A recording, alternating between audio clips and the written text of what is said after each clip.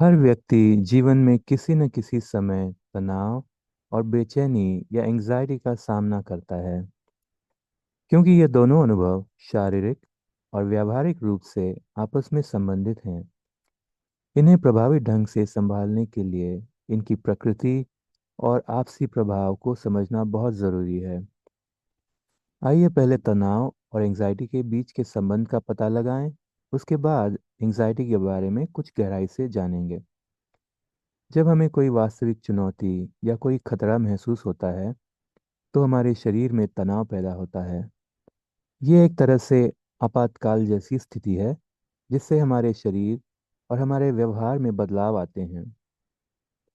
यह तनाव थोड़े समय के लिए हो सकता है, जैसे कि काम की डेडलाइन पूरी करना या किसी बहस को सुलझाना। लेकिन ये लंबे समय तक भी रह सकता है, जैसे कि किसी बीमारी से जूझना, बेरोजगारी का सामना करना या भेदभाव का अनुभव करना। तनाव होने पर हमें चिड़चिड़ापन, गुस्सा, थकान और मांसपेशियों में दर्द, पेट की समस्याएं या नींद न आने जैसी परेशानियां हो सकती है। महसूस किए गए खतरे, जिन्हें अक्सर मानसिक तनाव कहा जाता है, तुरंत कोई नुकसान नहीं पहुंचाते, लेकिन भविष्य की चिंता से डर या बेचैनी पैदा कर सकते हैं। जब हम किसी चीज को लेकर पहले से ही डरने या चिंतित होने लगते हैं, तो वो तनाव और एंजाइटी को बढ़ा से सकता है। जैसे अगर आप किसी गुस्सैल, भौंकते हुए कुत्ते से सच में मिलें, तो तनाव होगा। लेकिन अगर आपके दोस्त के घर में एक गुस्सैल कुत्ता हो, तो दोस्त के घर जाने से पहले उस कुत्ते के बारे में बस सोचकर ही आपको एंजाइटी या बेचैनी हो सकती है। तनाव और एंजाइटी एक दूसरे से जुड़े हुए हैं, लेकिन अलग-अलग हैं। तनाव ज्यादातर बाहरी कारणों से होता है, वहीं एंजाइटी बिना किसी कारण भी हो सकती है। एंजाइटी में लगातार और ज्यादा चिंता होती है, जो तब भी रहती है जब तनाव का कारण खत्म हो गया हो। ये एक ऐसी भावना है जो तब भी पैदा होती है जब हमें लगता है कि कुछ बुरा होने वाला है, भले ही उसके सच में होने की संभावना अनिश्चित हो। वास्तव में तनाव किसी विशेष परिस्थिति के कारण उत्पन्न होता है, जबकि एंजाइटी उस तनाव के प्रति एक प्रतिक्रिया है। एंजाइटी में तनाव, चिंता और कई तरह के लक्षण होते हैं, जैसे कि ब्लड प्रेशर बढ़ना, बेचैनी, चिड़चिड़ापन, मांसपेशियों में दर्द, थकान, ध्यान केंद्रित करने में दिक्कत और नींद न आना। इसके अलावा एंजाइटी का असर इम्यून सिस्टम या रोग प्रतिकारक क्षमता, पाचन क्रिया, हृदय और प्रजनन तंत्र पर भी पड़ता है। तनाव और एंजाइटी के लक्षण एक दूसरे से मिलते जुलते हो सकते हैं, और हर एक के अपने अलग लक्षण भी हो सकते हैं, जैसे कि चित्र में दिखाया गया है। अगर एंजाइटी ज़्यादा समय तक रहे, तो इससे एंजाइटी डिसऑर्डर या डिप्रेशन जैसी परेशानियां उत्पन्न हो सकती हैं। तनाव और चिंता किन चीज़ों से होते हैं, ये समझने से आपको उनके उत्पन्न होने पर उन्हें पहचानने और प्रबंधित करने में मदद मिल सकती है। तनाव के कुछ आम कारण हैं: घर, काम या स्कूल की जिम्मेदारियां, नौकरी लगना या छूटना, रिश्ता शुरू होना या खत्म होना, घर बदलना, किसी अपने के गुजर जाने का दुख सहना, नई या पुरानी शारीरिक समस्याएं या रोग, दर्दनाक घटनाएं और आर्थिक समस्याएं। इसके अलावा बहुत ज़्यादा काम का दबाव, नए लोगों या सामाजिक स्थितियों का सामना करना, किसी चीज़ का डर, लोगों के आपको जज करने या मूल्यांकन करने का डर, बेमेल होने की भावना, ये सब भी तनाव और एंजाइटी के ट्रिगर्स या कारण बन सकते हैं।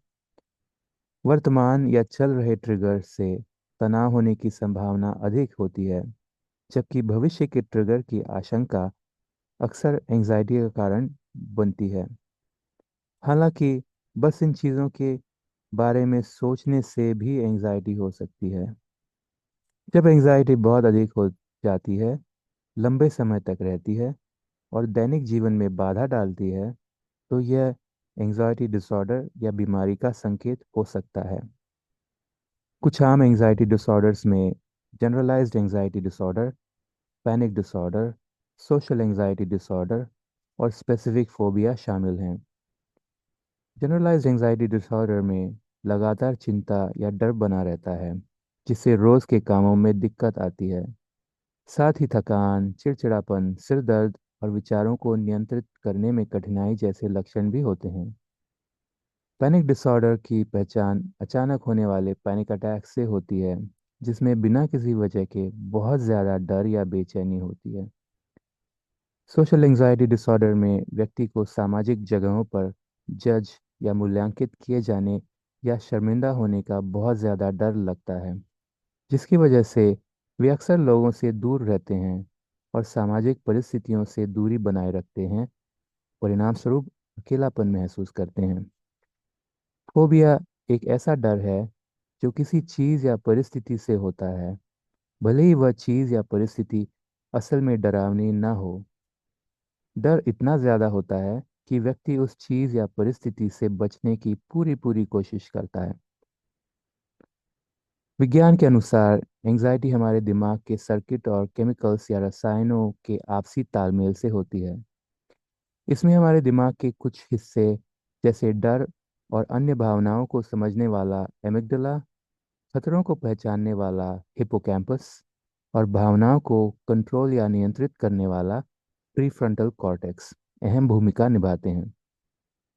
इन हिस्सों में गड़बड़ी होने से एंजाइटी और बढ़ सकती है। सेरोटोनिन, नोरेपिनेफ्रिन और गामा अमीनोब्यूटेरिक एसिड या गाबा जैसे न्यूरोट्रांसमीटर्स या ब्रेन केमिकल्स रसायन एंजाइटी को नियंत्रित करने में मदद करते हैं, और इन रसायनों में असंतुलन होने पर एंजाइटी बढ़ सकती है। एंजाइटी डिसऑर्डर होने की संभावना पर आनुवंशिकी या जेनेटिक्स और वातावरण दोनों का असर होता है। बचपन का शर्मीलापन, तनावपूर्ण अनुभवों से गुजरना, परिवार में पहले से किसी को मानसिक समस्याएं होना, शारीरिक समस्याएं और नशा जैसे कैफीन या कुछ दवाएं जैसे कारक इसमें योगदान करते हैं।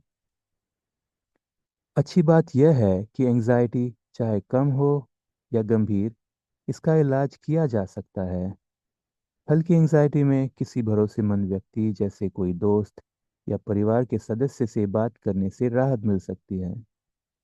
माइंडफुलनेस का अभ्यास जैसे कि गहरी सांस लेना मन को शांत करके एंजाइटी कम कर सकता है।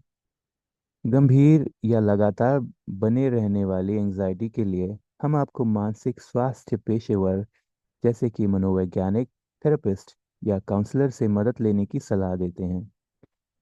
बहुत ज़्यादा गंभीर मामलों में डॉक्टर या मनोचिकित्सक की सलाह ज़रूरी हो सकती है। सही सहायता से एंजाइटी में सुधार हो सकता है और व्यक्ति अपने विचारों और भावनाओं पर नियंत्रण हासिल कर सकते हैं। आइए अगले लर्निंग ऑडियो माइंडफुलनेस के साथ एंजाइटी का प्रबंधन में जानें कि माइंडफुलनेस तकनीकें एंजाइटी या बेचैनी को प्रबंधित करने में हमारी कैसे मदद कर सकती है।